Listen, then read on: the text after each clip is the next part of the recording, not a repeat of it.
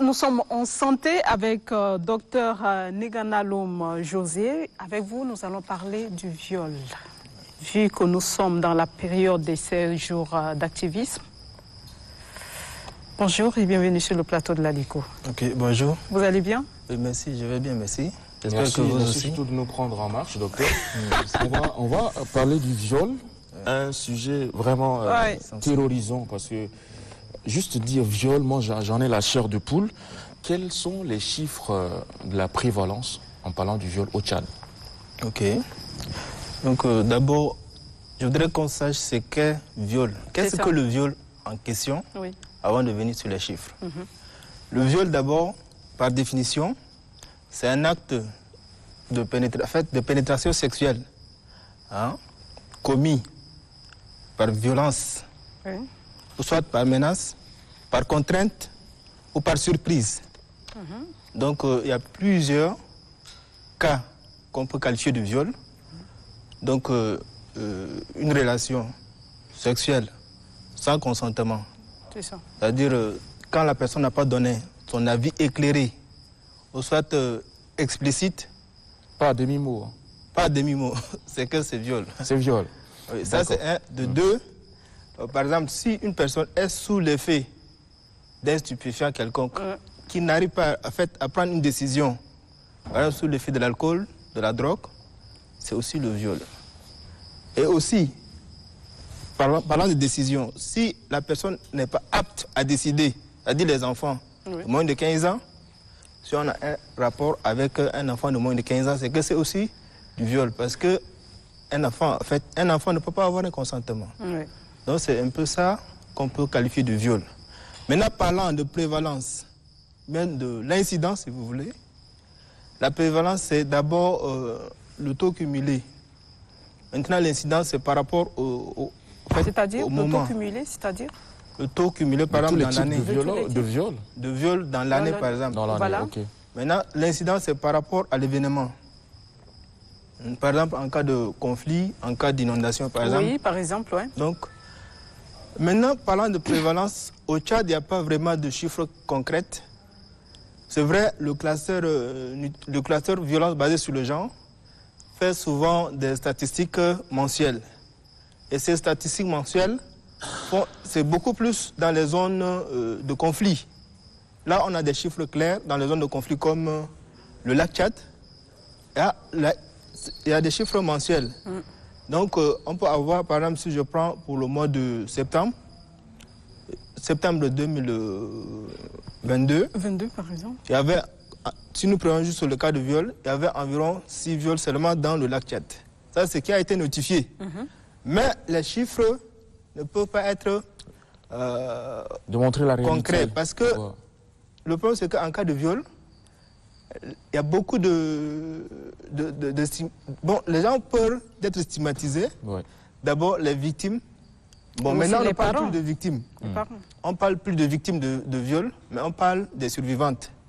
Les survivantes ne peuvent pas, en tout cas, s'ouvrir comme ça pour dire qu'elles ont été violées.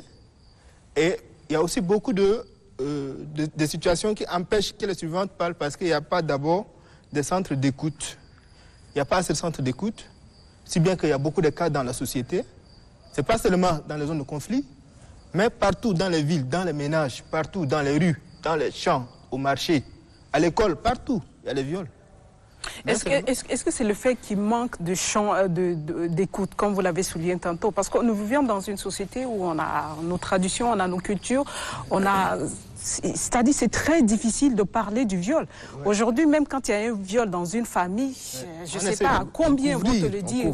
Bon, le problème, c'est que... C'est comme une honte pour la famille, c'est aussi une honte pour la fille, parce que demain, qui va te prendre, comme on le dit. Les actions sont en train d'être menées. Les 16 jours d'activisme, par exemple, c'est pour amener les gens à comprendre la gravité de ce qu'est viol. C'est que le viol.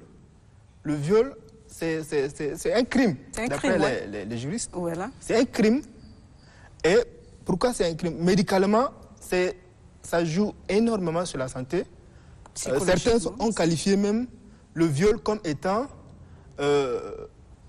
bon, en tout cas, une atteinte chronique. C'est-à-dire c'est comme une maladie qu'on ne peut pas guérir. Hein? C'est vrai. Parce que d'abord, ça joue sur la conscience. La personne ne sera plus la même, jamais la même. Oui. Hein? Parce qu'elle sera d'abord confuse, si c'est par exemple dans l'entourage. Par exemple, quelqu'un qu'elle considère comme un frère, un père ou bien un parent proche qui la viole. Elle sera dans la confusion, elle sera troublée, en fait, elle sera stressée, et c'est ce qui crée des dépressions et en fait des stress post-traumatiques. C'est comme si elle sort de la guerre, c'est comme un soldat qui vient de la guerre. Oui. Hein? Il est traumatisé. Et là, on a besoin de le réparer. En Afrique, bien aussi au Tchad, on ne prend pas en considération, on ne prend pas le sérieux, on ne prend pas au sérieux l'aspect psychologique. Mais en cas de viol, il faut voir les 4 aspects là. Il faut voir le côté sanitaire. Oui. Il faut voir le côté psychosocial. Oui. Ou bien le côté psychologique. Oui. Il faut voir le côté protection pour que ça ne se répète pas. Oui. Il faut voir aussi le côté juridique Oui. pour qu'il y ait réparation. Réparation aussi. Mais docteur, je pense qu'il existe quand même un centre d'appel au niveau Oui, il y a plusieurs la maison de la femme, de la maison de la femme, je vais dire. Est-ce que vous les avez côtoyés? Est-ce qu'ils reçoivent des appels? Est-ce qu'on vous met en contact aussi avec certaines victimes, je vais dire? Bon, moi je suis aussi corps-soignant, Oui. je reçois aussi des cas, Oui. mais je fais aussi partie de l'association Tchadanthropus. Tchadanthropus, voilà. Donc Tchadanthropus fait partie aussi du classeur violence basée sur le genre. Oui. Classeur de violence basée sur le genre, c'est un regroupement de toutes les organisations qui luttent contre les violences basées sur le genre. Oui.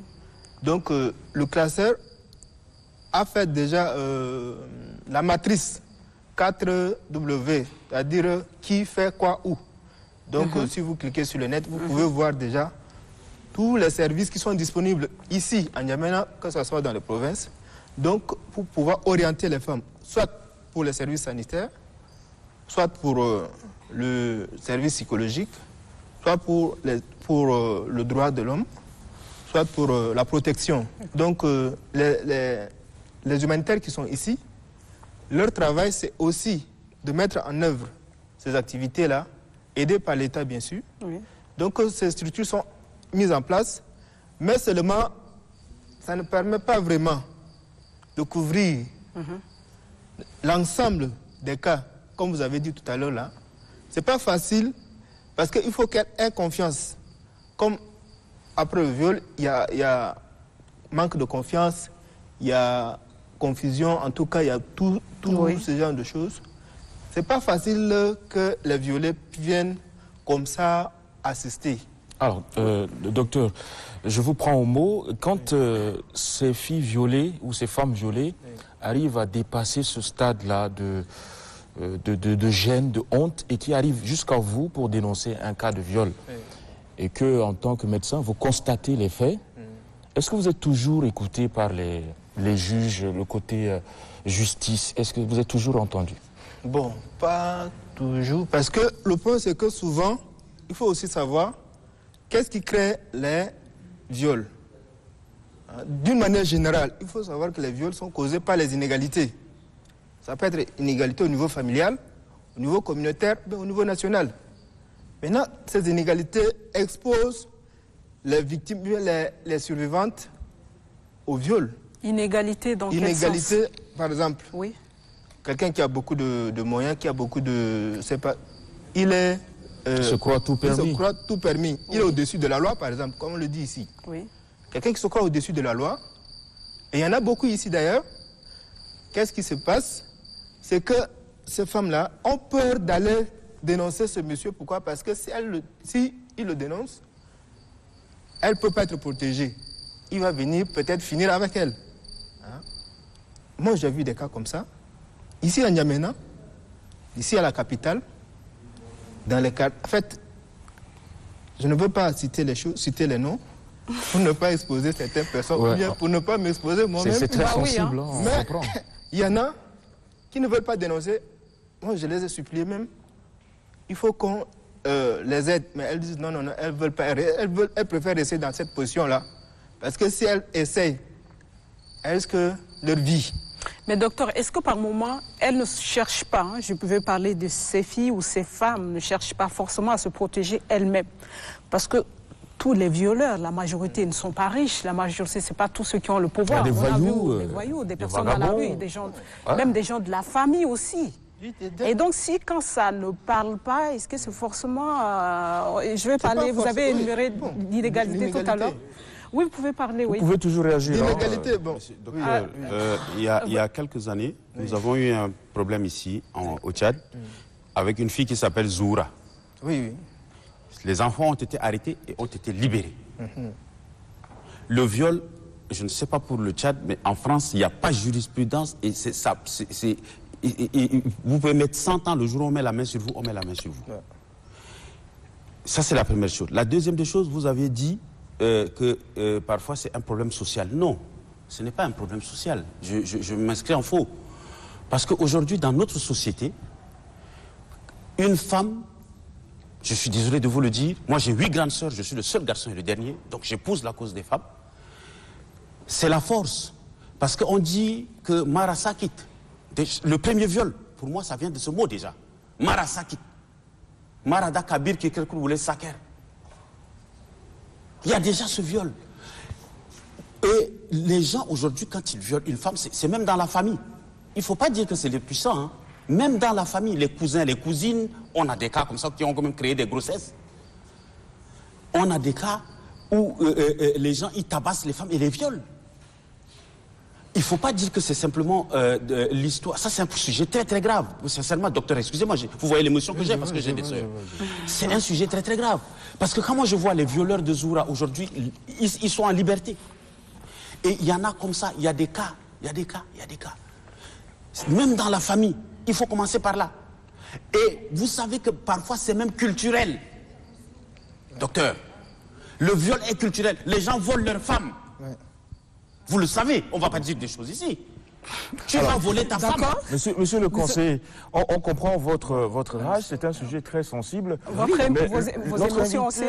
Étant médecin, il y a des dimensions qui le dépassent. Voilà. On va revenir au médecin qu'il est pour dire, puisque... la régie nous fait signe que vous avez épuisé votre temps. Le temps est écoulé. Allez-y très rapidement. Très rapidement. Est-ce que les conséquences sont les mêmes par rapport à la réaction du conseiller? Pour une femme au foyer ou une fille en dehors, est-ce que les conséquences biologiques sont les mêmes de tout type de viol? Les conséquences sont les mêmes parce qu'en cas de viol, il y a les risques de grossesse et les risques des infections sexuellement transmissibles.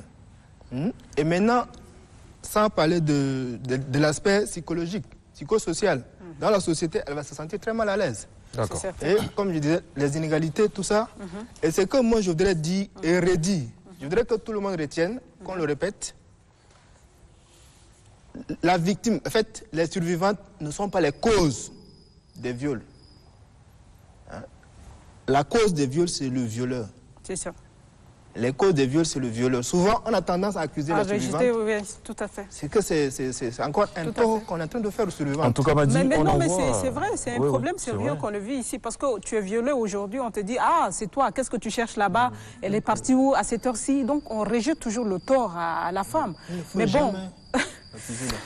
Ce matin, on va envoyer beaucoup d'énergie à toutes les femmes qui sont dans cette situation et qui ont vraiment besoin de notre sollicitude.